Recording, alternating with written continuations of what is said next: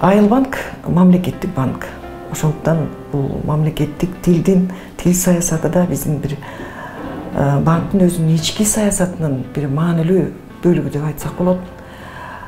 Буга чейин мамлекеттик тил мыйзамынын талаптарын аткаруу боюнча көп эле иштер аткарылган. Албетте бул негизинен котормочулардын күч аракети менен болгон болсо, азыр биз акыркы 2 жылдан бери бир таасирдүү башка бир багытка өттүк да.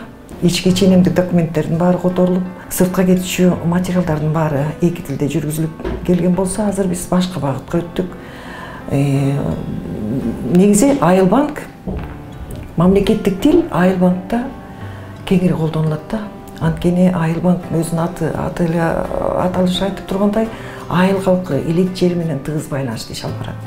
Элет жеринин эртеңкисин ойлогон, ошолордун камын көргөн, кожодой колдоп, финансылык жардам көрсөткөн, өлкөнүн ошол аркылуу өлкөнүн агро саясатын жүзүгө ашырган таасирдүү банк деп айтсак болот да.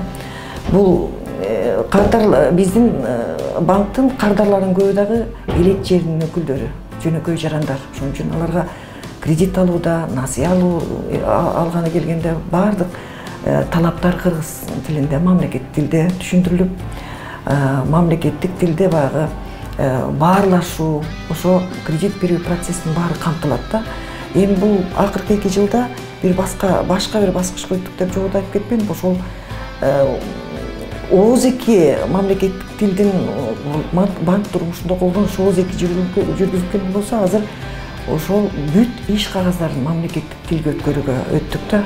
Учурда банк башкармасынын баардык токтомдору, негизги иш, өздүк курам боюнча буйруктар баары эки тилде жүргүзүлүп атат. Негизги максат эми кыргыздын бир баягы эң башкысы атың кыргыз, затың башка.